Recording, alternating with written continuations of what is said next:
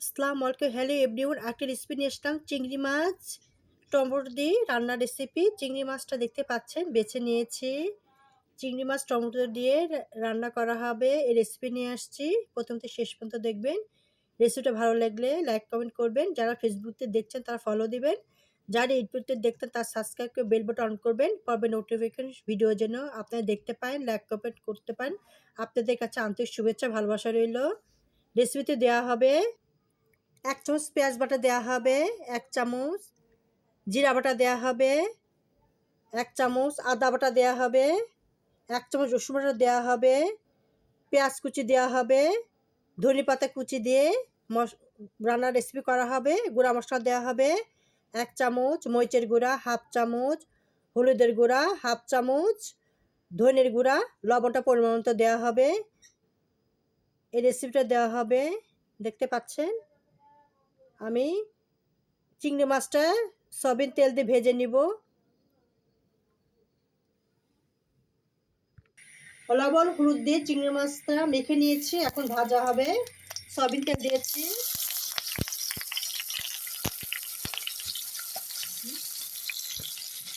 চিংড়ি মাছ তেলের মধ্যে দিয়ে দিয়েছি। এবার এপাশ ওপাশ ভেজে নেব।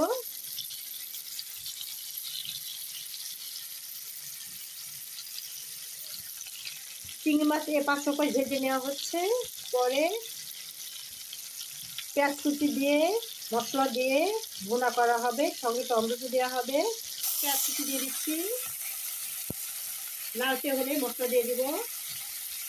লিটার চামচে 1 চামচ জিরা বাটা, 1 চামচ আদা বাটা, 1 চামচ পেঁয়াজ বাটা, 1 চামচ রসুন বাটা, 1 চামচ এটা 1 চামচ মরিচের গুঁড়া, 1/2 চামচ ধনের গুঁড়া, 1/2 চামচ হলুদের গুঁড়া, পরিমাণ মতো লবণ দিব, দিয়ে মশলা কষানো হবে। লবণ পরিমাণ মতো দিয়ে দিলাম, তেজপাতা দিয়ে দিব। সামান্য লবণ দিয়ে পানি দিয়েছি, দিয়ে কষানো হবে। ঢাকনা দিয়ে দিয়েছি, মাঝারি হিটে রান্না করা হবে। 2 মিনিট পরে আবার কষানো হবে। কাঁচা টমেটো দিয়ে দিচ্ছি, পাকাটাও দিয়ে দেবো, দুইটা একসাথে মিহিন করে দেওয়া হবে, খেতে আরো ভালো লাগবে।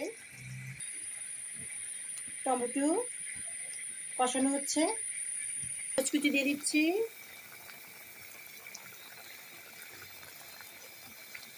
চিংড়ি মাছ দিয়ে দিচ্ছি, ধনে পাতা কুচি দিব।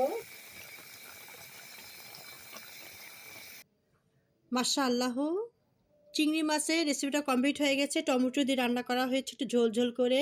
গরমের শীতের সিজনে গরম গরম ভাতের সাথে খাবে, একটু ঝোল ঝোল, খেতে অত্যন্ত মজাদার রেসিপি। যদি রেসিপিটা ভালো লেগে থাকে তাহলে লাইক কমেন্ট করবে। আপনাদেরকে আন্তরিক শুভেচ্ছা ভালোবাসা রইল। আল্লাহ হাফেজ।